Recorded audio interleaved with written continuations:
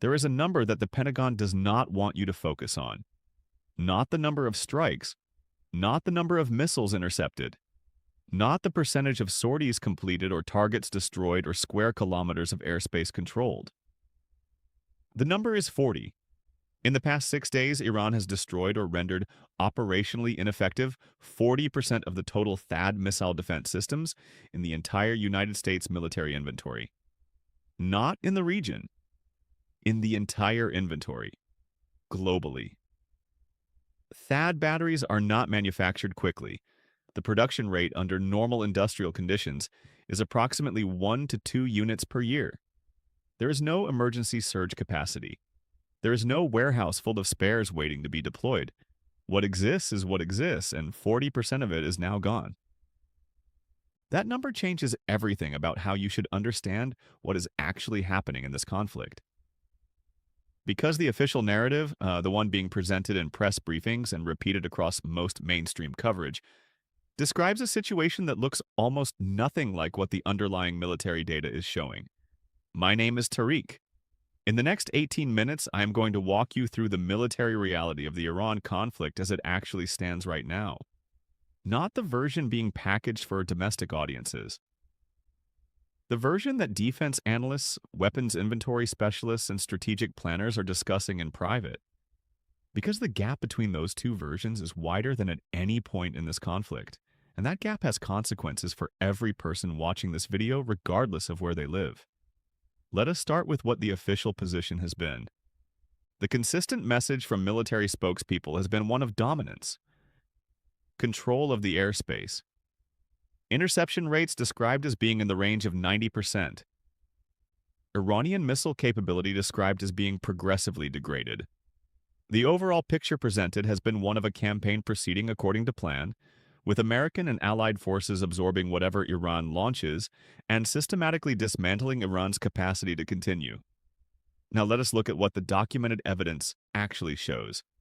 Iran has destroyed 5 advanced radar systems belonging to the United States and its partners in the region.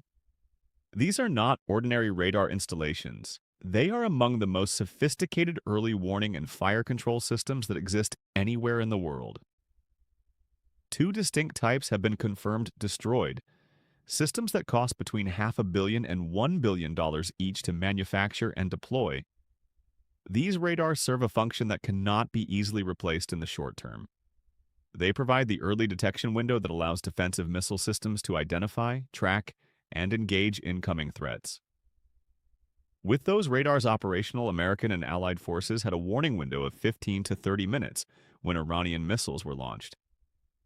With those radars destroyed or degraded, that window has collapsed to somewhere between 1 and 2 minutes in the affected areas. The difference between 15 minutes of warning and 90 seconds of warning is not a minor tactical adjustment. It is the difference between an organized defensive response and a scramble that leaves critical assets exposed. The radar destruction matters for another reason that has received almost no attention in mainstream reporting. The THAAD systems and Patriot batteries that form the backbone of American missile defense in the region are integrated with those radar networks. They do not operate independently. When the radar systems that feed targeting data to the interceptor batteries are degraded, the interceptor batteries themselves become significantly less effective regardless of how many missiles they have remaining. The interception rate figures being cited in official briefings do not account for this degradation in sensor capability. They describe system performance under conditions that no longer exist. There is a second number that deserves attention alongside the THAAD figure. Fewer than 600 Patriot interceptor missiles remain in the United States military's active inventory outside of the Indo-Pacific Command stockpile. The Indo-Pacific Command, the force structure dedicated to the potential China contingency, retains approximately 1,500. Those missiles are, according to reporting on internal military discussions, not available for reallocation to the Middle East theater. The commanders responsible for Indo-Pacific security are making the straightforward argument that those missiles need to stay where they are because the threat environment they are designed to address has not diminished simply because a different conflict has erupted elsewhere. This creates a genuine resource competition at the highest levels of American military planning. There are not enough interceptors to fully supply both theaters simultaneously. Every missile fired in the Middle East is one that cannot be positioned facing the Pacific. This is the interceptor mathematics problem that I discussed in a previous video, and it is now manifesting in a specific and documented way rather than as a theoretical concern. Let us talk about what Iran is actually doing, because the strategic logic behind their approach has been consistently misrepresented in coverage that frames every Iranian action as simply an attack to be intercepted and moved past. Iran is not attempting to win a conventional military exchange. It is not trying to achieve air superiority or destroy American forces in a decisive engagement. It is executing what military strategists classify as an attrition campaign, specifically designed to exploit the mathematics of defensive systems. The pattern works like this. In the opening phases, Iran launches large volumes of older missile systems and lower-cost drone platforms. These weapons are not primarily intended to strike high-value targets. They are intended to force the defensive systems to expend interceptors. Every Patriot missile fired at a relatively inexpensive drone is a Patriot missile that is no longer available. Every interceptor consumed responding to older ballistic missiles is one fewer available when Iran chooses to deploy its most advanced systems. After the defensive stockpiles have been meaningfully depleted, Iran introduces newer and more capable weapons into the strike packages.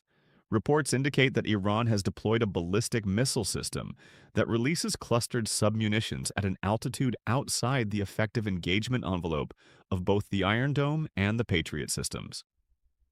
The weapon separates at approximately 3 miles above the target, releasing multiple explosive submunitions across a wide area. There is currently no deployed defensive system capable of reliably intercepting this weapon in its terminal phase.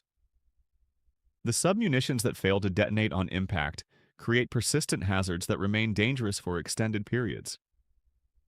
The system represents a genuine capability gap in the defensive architecture that cannot be addressed quickly. The claim that Iranian missile capability has been degraded to a fraction of its original capacity, a figure of 80% reduction has been cited in some official communications, requires examination against the available evidence. Historical precedent from other conflict periods where similar claims were made suggests significant caution is warranted. Claims of dramatic degradation in adversary missile inventories have consistently proven to be overstated when assessed against actual subsequent performance. Iran, like Russia before it, has been described repeatedly in Western coverage as approaching the depletion of its missile reserves. The subsequent performance of those forces has not supported those assessments.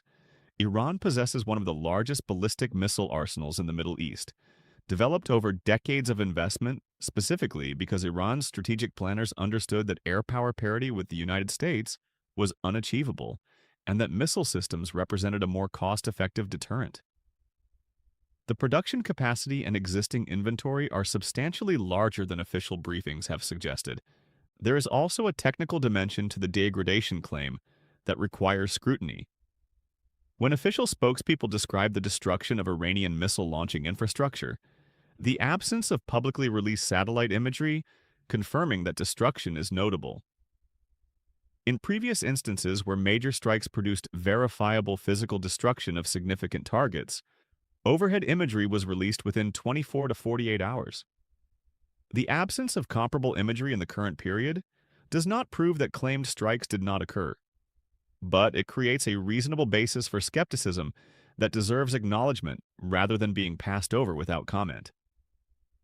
Now let us address the situation in Lebanon, because it adds a significant dimension to the overall strategic picture that is being substantially underreported. Hezbollah observed the ceasefire agreement that ended the previous phase of hostilities. That ceasefire has been violated. Hezbollah has resumed military operations, and those operations are focused on Israeli military positions and infrastructure rather than civilian areas. The Israeli military has attempted on multiple occasions over the years to establish a sustained presence in southern Lebanon. The historical record of those attempts is not favorable.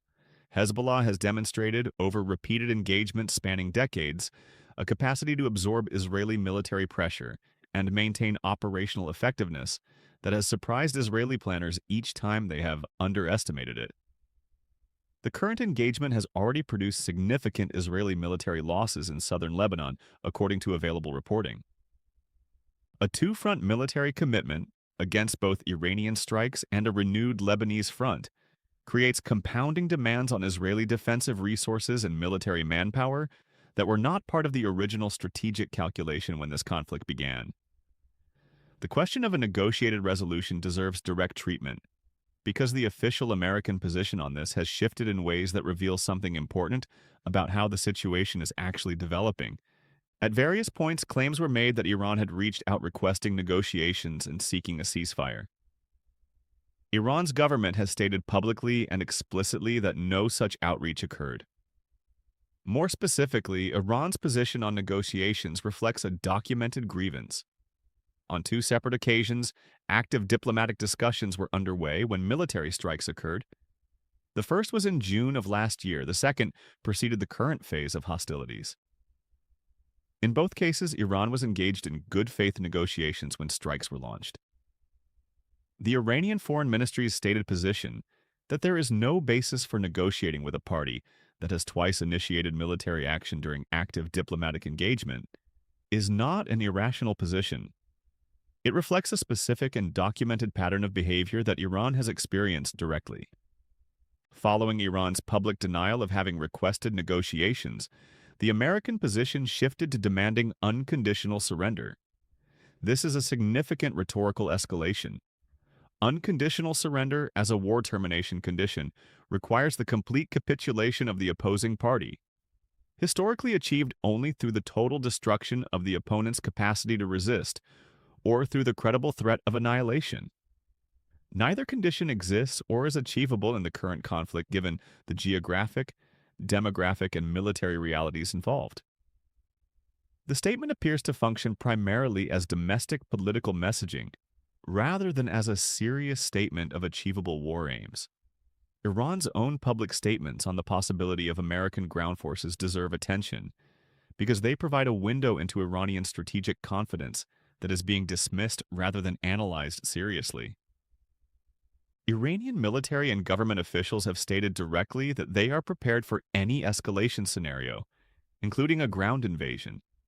They have referenced their experience during the prolonged war with Iraq in the 1980s, a conflict in which Iran sustained casualties numbering in the hundreds of thousands and maintained organized resistance for nearly a decade against an opponent that was being supplied with intelligence, financing, and weapons by multiple outside powers, including the United States. The institutional memory of that war shapes Iranian military culture in ways that American strategic planners have consistently underestimated. An organization that has experienced that level of sustained conflict and maintained operational cohesion through it does not approach the prospect of military confrontation with the same calculus as a force that has not experienced comparable sustained adversity.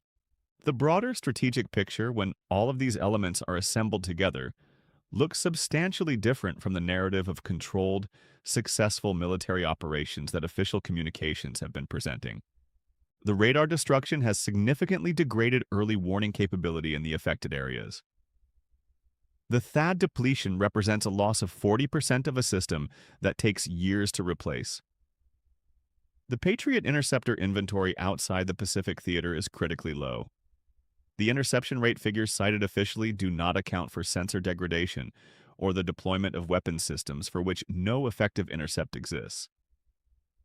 Iranian missile production capacity is substantially larger than official assessments have publicly acknowledged. The Lebanon front has reopened, creating compounding demands on Israeli military resources. Diplomatic pathways are effectively closed following repeated violations of negotiating processes.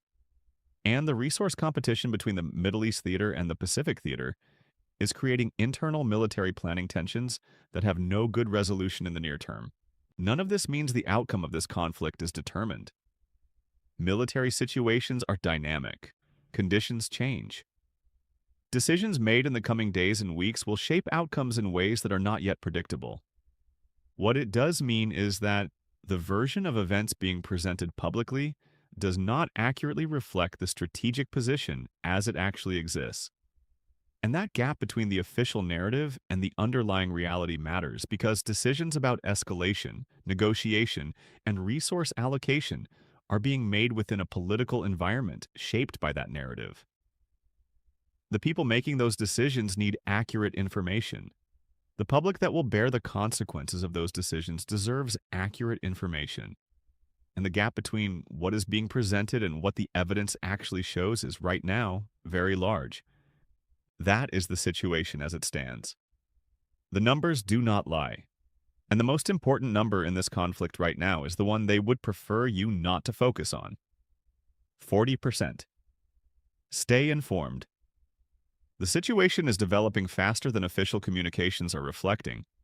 And in the space between what is announced and what is actually happening, the most consequential decisions of this conflict are being made.